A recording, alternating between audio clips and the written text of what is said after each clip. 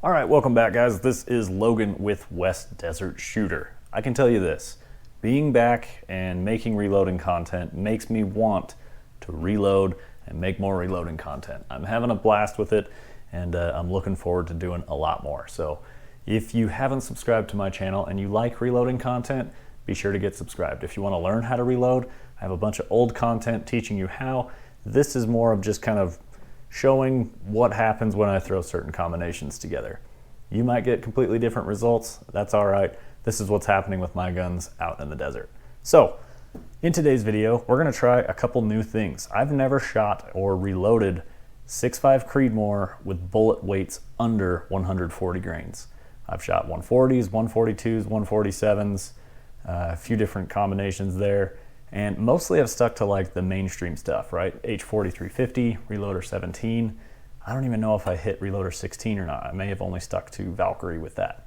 Today, I've got some Sierra 123 grain hollow point boat tails. So these guys originally bought for my Grendel. I ended up getting rid of that. And yeah, we're gonna go ahead and shoot them through my 6.5 Creedmoor because they've been sitting in my cabinet for a long time.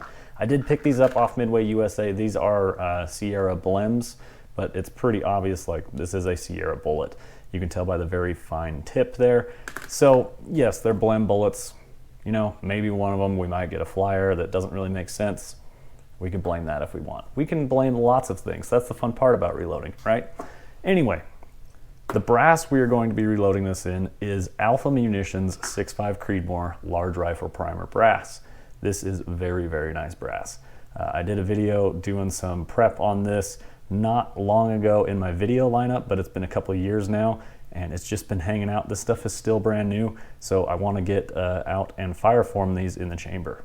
So that means these are not like a perfect set headspace bump back from the chamber. Getting back to the whole headspace thing again, if you guys are following my 223 series. Anyway, our headspace we've got on this brass is around 1.533 inches. If I take some of my fired brass that I've already decapped to check headspace, so from a fired piece of brass, about 1.540. So we got about 6 to 7 thousandths headspace on the rifle. We also changed something else within the rifle. We've got Uintah Precision's new high pressure small firing pin bolt. So we should get less cratering in our primers themselves and be able to increase our pressures a little bit, or so we hope, without as much cratering on the primers.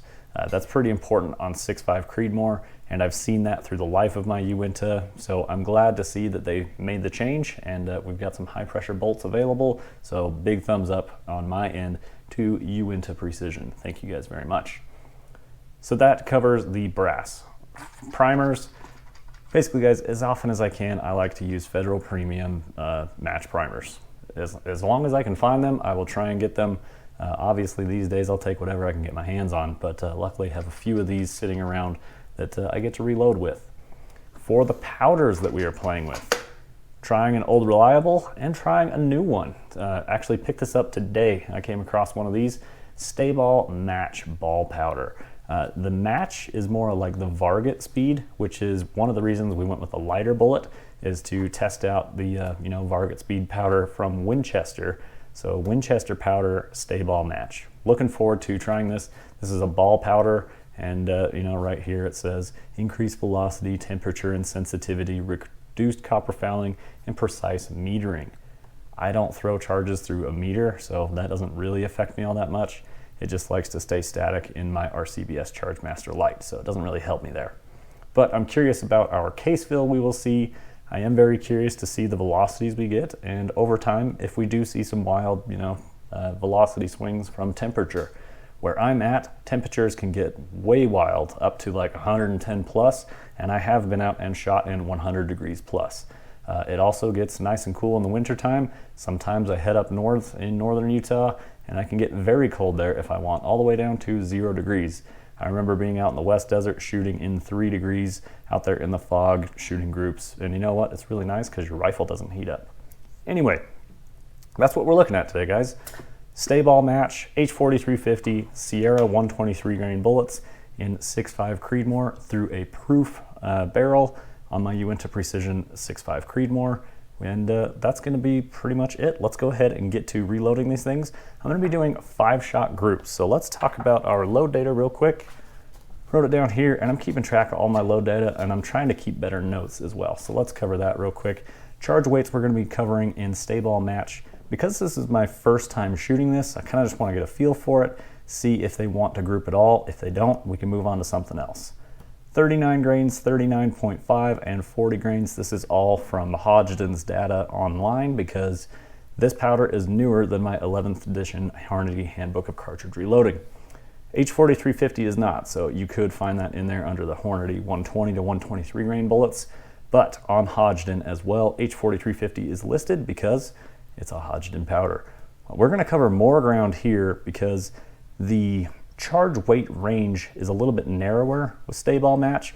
We're going to stick to half grain increments, but with H4350 they give you a larger weight spread. So you can go from like 40 to 43.7 or 44.7. Check for yourself, don't listen to anything I just said there. That's totally just off the cuff there. But the charges that were within what I found was 41, 42, and 43 grains. It's quite a ways above their minimum, and it's quite a ways below their maximum. So should be kind of in the middle. We're gonna be covering 1 grain increments.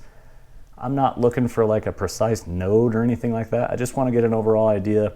Hey, what's 1 grain change going to make for, you know, what we see as in velocities and what we see downrange on the paper. So that's what we're starting out with, just getting a feel for both of these with the 123 grains in 6.5 Creedmoor. I already talked about the headspace there, and then we've also got 2.670 overall length, and that's from Hodgdon data as well. With my Uintah Precision, I am limited to an AR-10 magazine, so 2.8 or less is ideal. So these little guys should be no issue there, whereas I'm used to shooting the 147s and the 140s that want a longer overall length, also midway blends. So we pretty much covered everything else on the paper. Let's go ahead, get these bad boys primed up, start throwing some charges, and get out to the range to find out what happens when we shoot the 123s at some paper at 100 yards.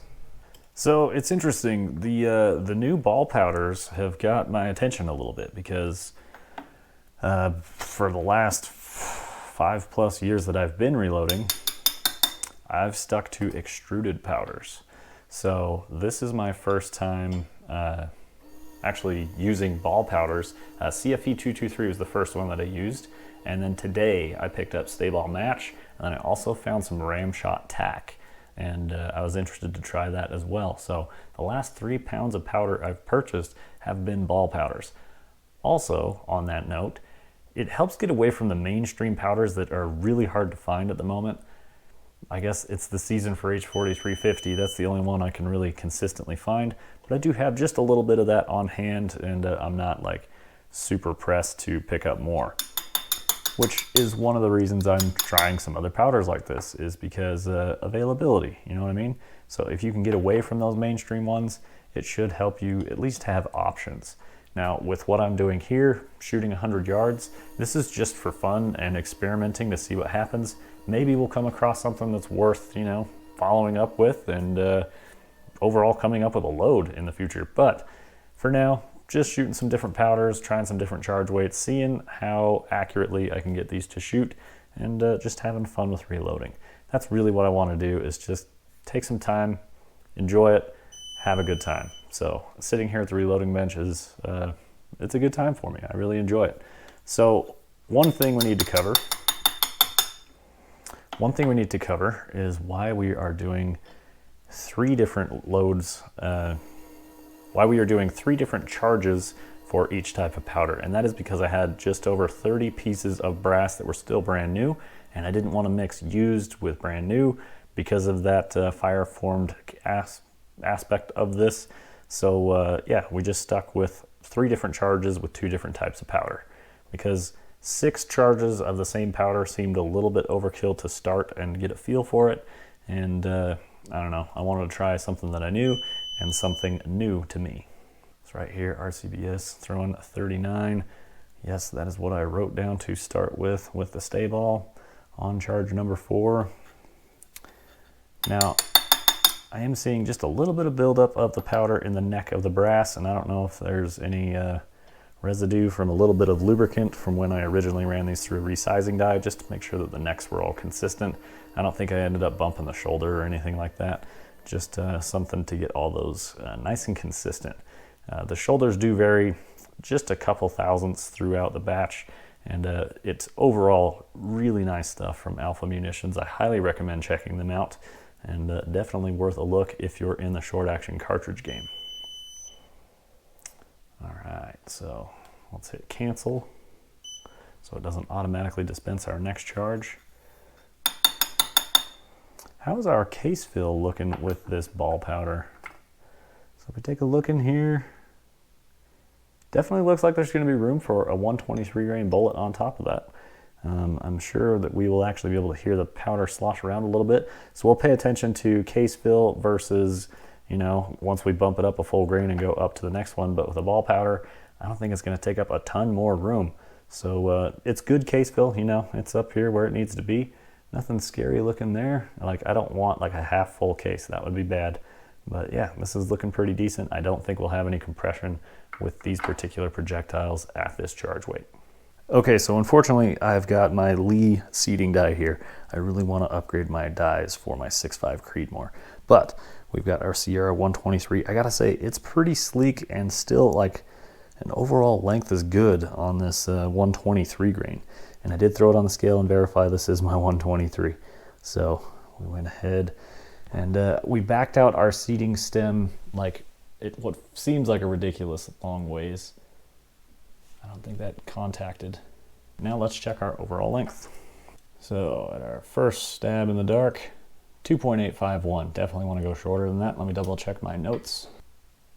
2.673 overall length. That is damn close enough for me.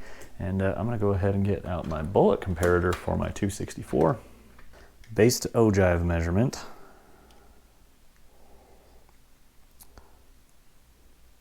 .078, so it should be 2.075. Let's just breathe on this thing.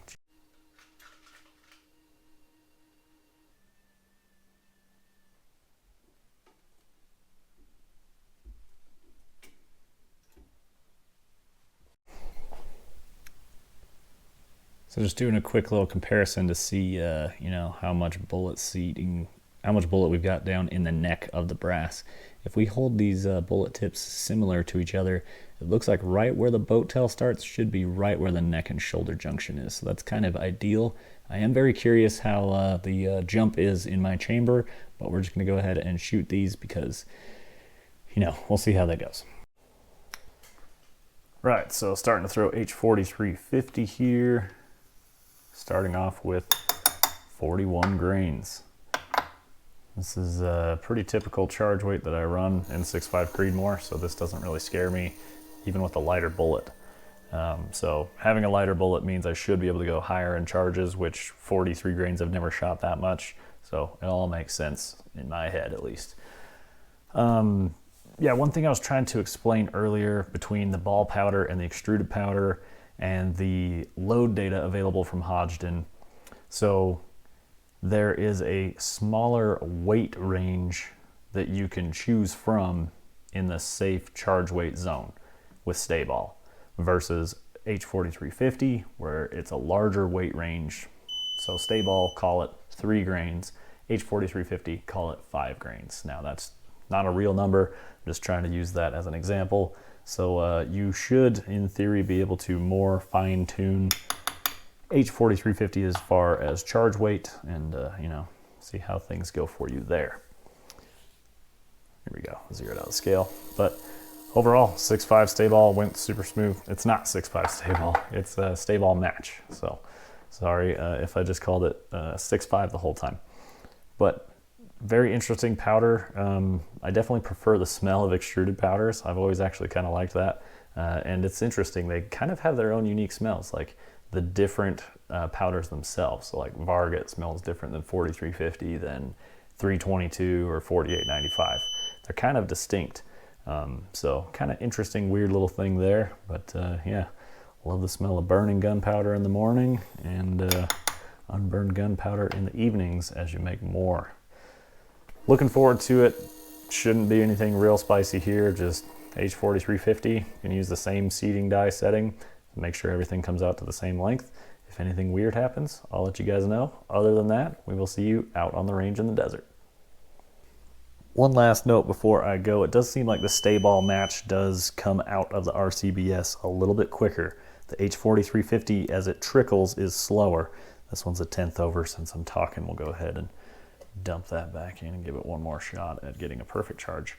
Which brings me to my next point, which is when it's trickling, with an extruded powder, you'll get like 2 or 3 at a time that'll kind of just fall off in the end. Sometimes 1, sometimes 3 chunks all fall at once, and sometimes it can bump it over that 1 to 2/10. So if you're not really babysitting it like I just did there, you know, you're more likely to see like a 1/10 or 2/10 over your charge when it's trickling, and just sometimes those little clumps all fall in together.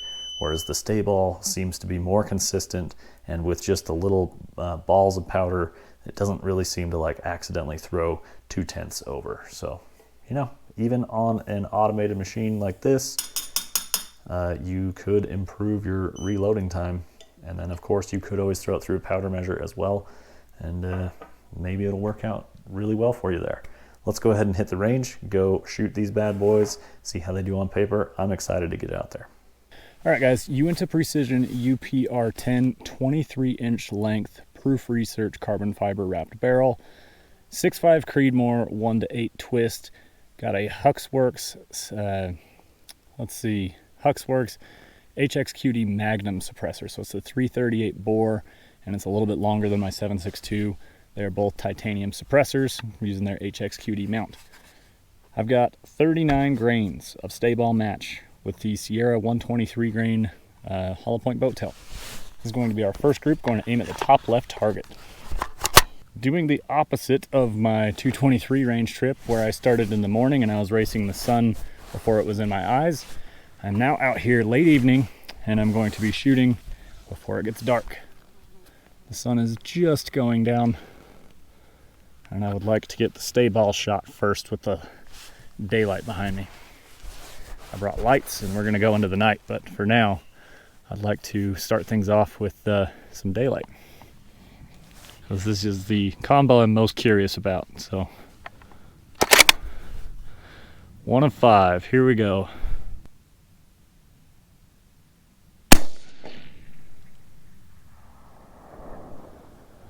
.2784 on velocity on our first shot.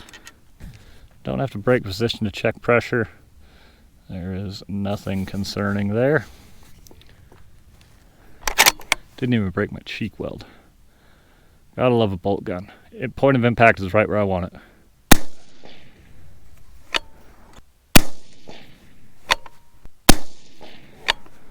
So far so good. All right, off to an excellent start.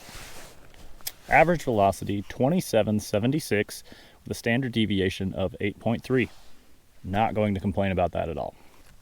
Also, no signs of pressure at all, and this is with my new high pressure bolt in my Uintah Precision UPR10.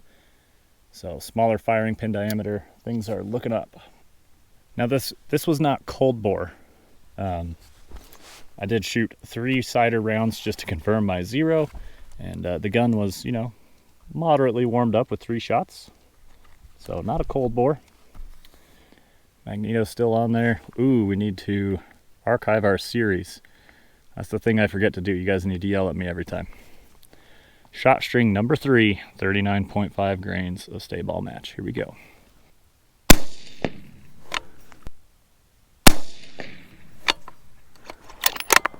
You guys are right, I forgot to check for pressure, 39.5. Yeah, it's so minimal, like it looked really good on the first couple rounds, so no worries here.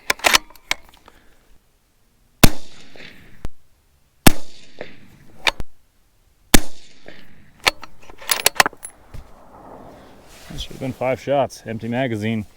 Average velocity 28.25, again a good standard deviation of 11.7. So far, so good.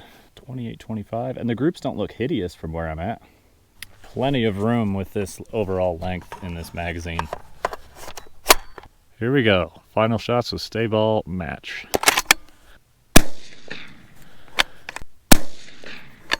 Okay, we are starting to get a little touch of cratering on the primer, but the edges of the primer look good.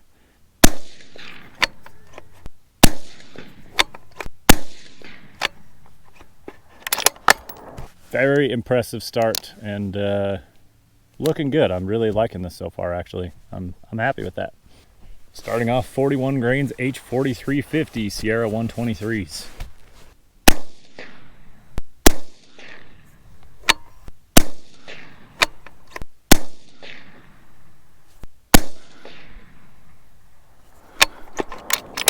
Ugly group with 4350.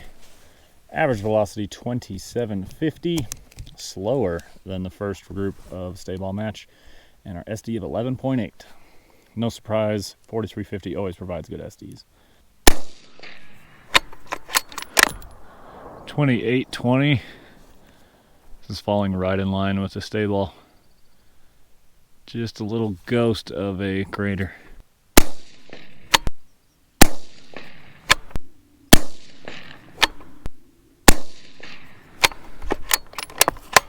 All right, let's go. Last 5 shots. 2889. Not a bad crater at all. Still looks good. And when I say that, I can see it, but I don't even think I can feel it.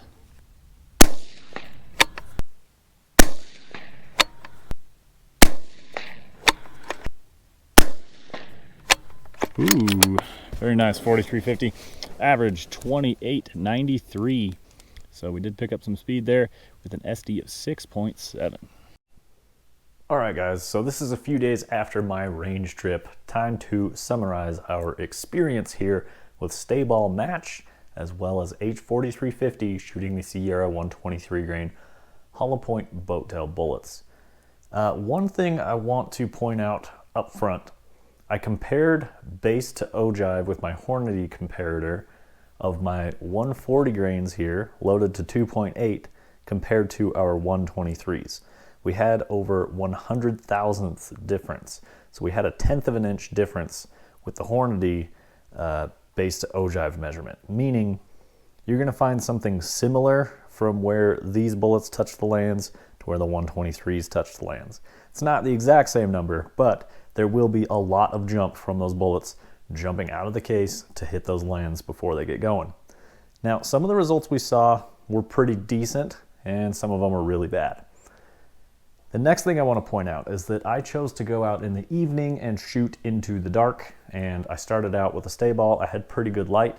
By the end of the H4350, it was getting pretty dark. I did not have a light on my target. It was a little bit hard to see. Third thing I really need to point out is that I don't think my gun likes heat. I don't think my barrel shoots as well when it's hot. And to back that up, we shot our best groups with the StaBALL. And then we quickly followed that up with the H4350. Now, it wasn't quick shooting. I think it was about 15 minutes per string, somewhere in there. And obviously I edit that way down because you guys don't want to sit there on the range with me for that long. But our first group was really good. Our second group was really good. The third one, by the end of the 15 shots, it was warming up, and I'm fighting mirage off my suppressor as well because I can't run a suppressor cover with the magneto on there.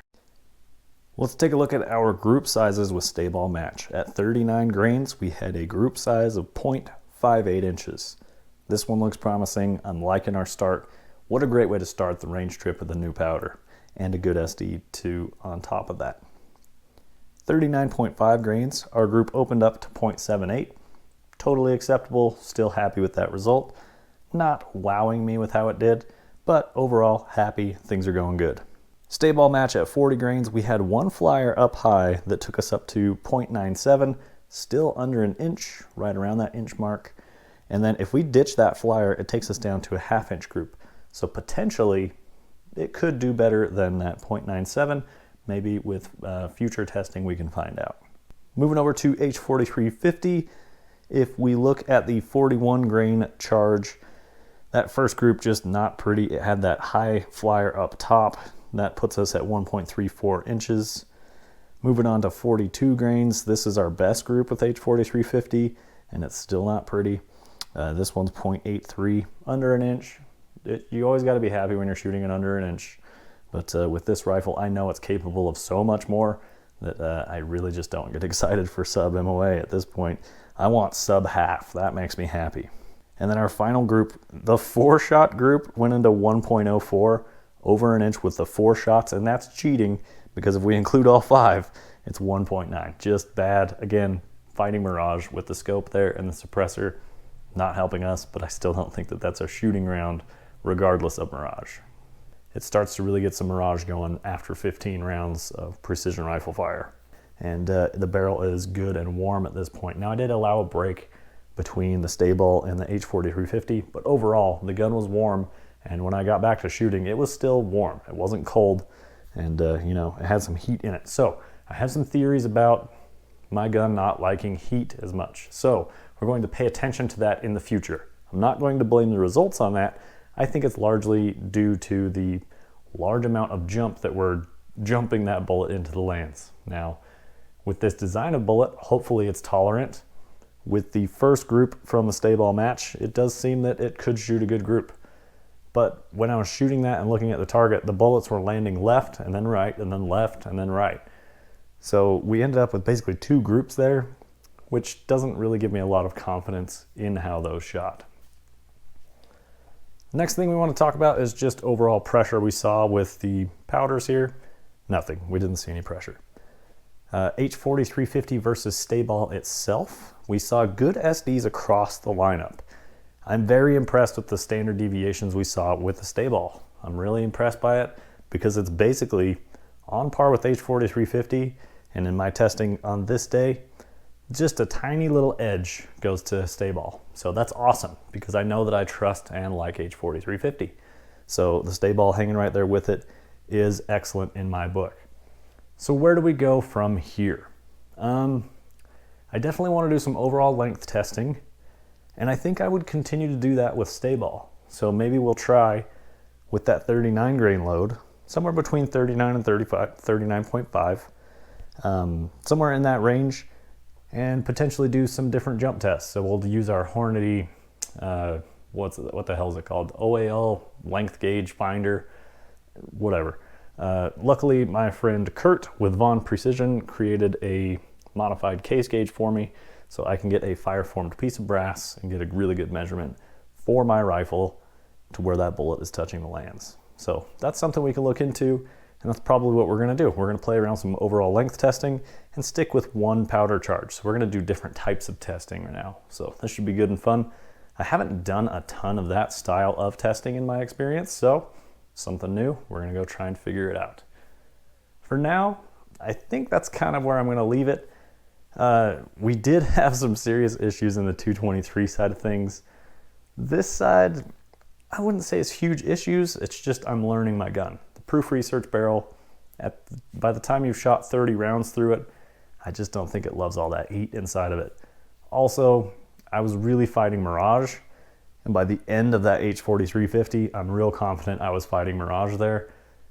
So that's not going to help our cause, but I still don't think that that's like a bug hole shooter, but because of the Mirage, it shot 2 inches. 1 inch firing round, and with the Mirage, it pushed it out to that 1.5, 2 inch mark. So not helping in our favor there. But overall, had a good time on the range. First experience with StaBALL 6.5 looks very promising. I'm really looking forward to testing that more in the future. The load data was good. Everything pretty much went according to plan. So these Blem Sierras potentially have potential. I still haven't seen anything that's like super confidence inspiring, but we're gonna go ahead and play with it more because we have the bullets and I really have nothing else to do with them. So we might as well shoot and test and learn, and maybe I can apply this to a more expensive bullet in the future. Thank you guys so much for joining. I know these are pretty lengthy videos. Lots of information in here, lots of numbers get thrown around. Hopefully all the numbers on the screen help if you're after that. And if you're not into it for the numbers, you know, hopefully you found this entertaining and a good time. Be sure to drop a comment if you like this style video.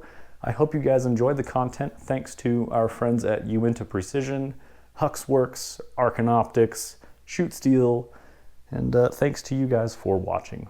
We will see you guys in the next one.